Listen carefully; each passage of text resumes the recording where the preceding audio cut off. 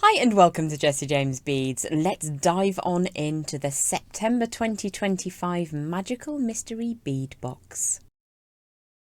Let's see what's in the box.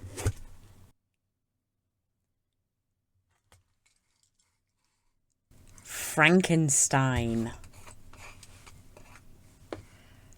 Absolutely astonishing greens in there. Some really big feature beads as well. That's beautiful. Now showing the creature from the Black Lagoon. Oh my goodness, would you look at that composite bead? And these are some amazing shapes as well. Absolutely fabulous. Next up is the Blob. Well, I'll be honest with you, I wasn't expecting all of those pinks. What a punch of colour. Looks like some crackle agate in there amongst those beautiful shimmery beads. Now showing Dracula. I would have expected no less than dramatic blacks and reds, along with a disco bead. Beautiful. In here we have the Wolfman. Howl! These are so much fun. I particularly adore this type of bead. Shimmery, sheeny, beautiful surface play there. We've also got super fun popcorn bucket charms. Those are the perfect earrings to go to the movies. Super long chain in here named Intermission with not one, not two, but 3 clasps. Director's cut. Look at all of these beautiful spacer beads. I love how they look clustered up though. I might use them just like that. Last but not least, a duo strand of creature feature. How fabulous are these? I've chosen to work with Creature from the Black Lagoon and Admit One Director's Cut. Let's see what we can create with these beautiful collections of beads. For the tutorial today, I'm going to show you how to create some versatile links. Now we're using the Creature from the Black Lagoon with maybe a smidge of the Director's Cut. I have a 6-inch length of 18 gauge round wire. I'm working with raw copper because it shows up really beautifully. Now I've already created a piece of jewellery with this, but I want to show you the technique first if I may. So I'm going to begin down at the bottom of that piece of wire and I'm going to start by creating an aperture at the centre of a double coil spiral. Now I'm just going to get about 3/4 of that circular form made, and then I'll just flip to a different angle and just show you that if you warm that through slightly and then just push that down against the beginning point of that wire, you get a much more rounded central aperture. So once you've got that first run of wire, we're going to move slowly around, and I'm only moving about 1/8 of a circle at a time until we have 2 passes of wire from that start point. So once we've got that little double spiral, I'm just going to flip grip, warm through the next section of wire and pull that away at a right angle. So this is how I will make a head pin for earrings or charms if I want to create one myself rather than using a ready-made one. So I have a double spiral with a reasonably large central aperture. I used the 2mm pin on my memory wire finishing pliers, but you could use round nose pliers or your bail makers. Now I'm going to add on whatever beads I fancy, and I am so attracted to these fabulous sort of quadrant triangle shaped beads, and I also really like these sparkly ones. So I'm going to pop a round one on top of that kind of fan shaped bead at the base there. Now if the spiral is flat to the board, I'm going to create a right angle bend coming away from the board. I'm creating a gap between the top of the bead and where that bend takes place because I want to make quite a large circular form.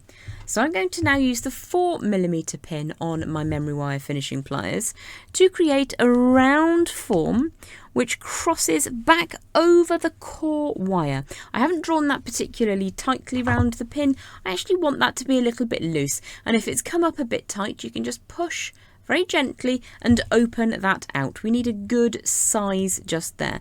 I'm going to strengthen it, but then I'm going to open it slightly. So what you have is the loop at the top is at right angles to the spiral you made at the bottom. So I'm going to now grab in another piece of wire, and this again is about 5 or 6 inches in length and it's 18 gauge. I'm just going to flush cut the end just here. Now the reason I put my finger over the end is to stop the piece of wire flipping away. Please don't get your fingers caught in the cutting zone. We're going to recreate the exact same process, so starting with the smaller side of my memory wire finishing pliers to create a rounded form, and to get a nice rounded centre I create about 3/4, between 2/3 and 3/4 of that circular form before pushing that wire gently back against the start point, and you get this nice rounded central aperture. Bring that wire all the way around, and I'm just pushing the wire with one hand, pushing the pliers with the other hand until I get 2 passes of wire from that start point.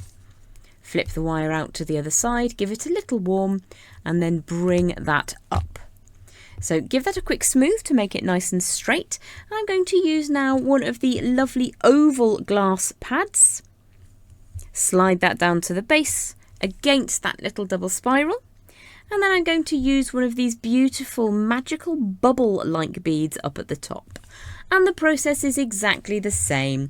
I'm going to keep the spiral flat to the desk and then bring the wire up and away. So they are at 90 degrees to one another.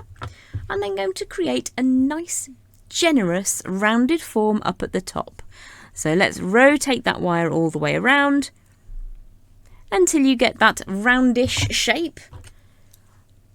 And you can always just open that out a little bit if it tightens up. Give it a bit of a squish, but then you can open it out. And what we're going to do with these 2 component parts is link them together. So one of the reasons we had that very generous aperture at the beginning of the design is so that we can link one into the other. So let's just snict that down into position. So the lowest piece is now connected to the next one up. I'm just going to turn that around until it's in an easy to hold situation. Make sure that you don't squish your spiral, and then I'm going to create a wrapped loop by pushing that tail of wire neatly around the core of that little component. Bring that all the way around a couple of times.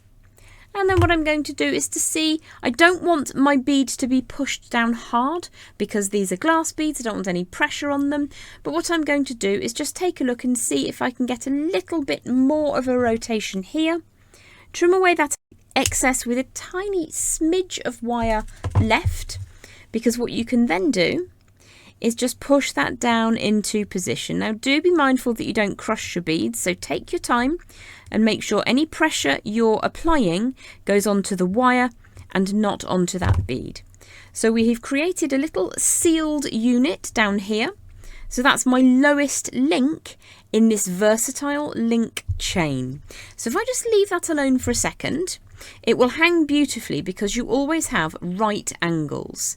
So you've got the spiral is visible from the front, and then opposing that by 90 degrees going into the next spiral up, you've got your wrapped loop at the top. So you will do the same thing with this one. I'm going to bring you in the immensely long drop pendant I created. So this is just one option from how you can use these versatile double spiral links.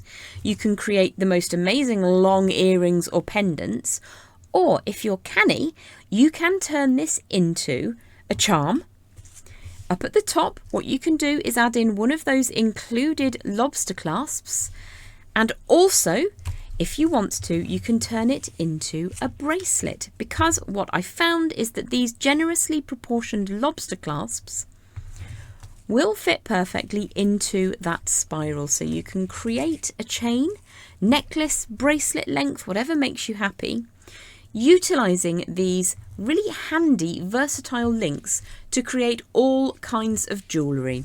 So whether you just wanted to go for 2 links to make a pair of earrings, multiple links to make yourself a lovely long drop pendant, or if you want to take it a step further, to create a charm or a bracelet that goes on as long as you want it to. So there are no rules really. You can absolutely turn this versatile link into almost anything. I think this as a piece on the very lowest section of the chain would be absolutely magnificent, and it's a beautiful collection of colourways to work with. It's very handy also having this festival of space beads, because it means that you can create really fun and funky, totally unique little sections of drop or chain or charm, whatever you want to use them for. It's great to have so many of them. So utilising that one key technique, you can create a whole raft of jewellery. We've got some mismatched earrings, but they're not technically mismatched because you've got the top half of the pendant represented on one side and the bottom half of the pendant represented on the other side. So you've got a suite of jewellery plus a little handbag charm or a lip gloss charm, or you could even add that to your mobile phone or to your keyring.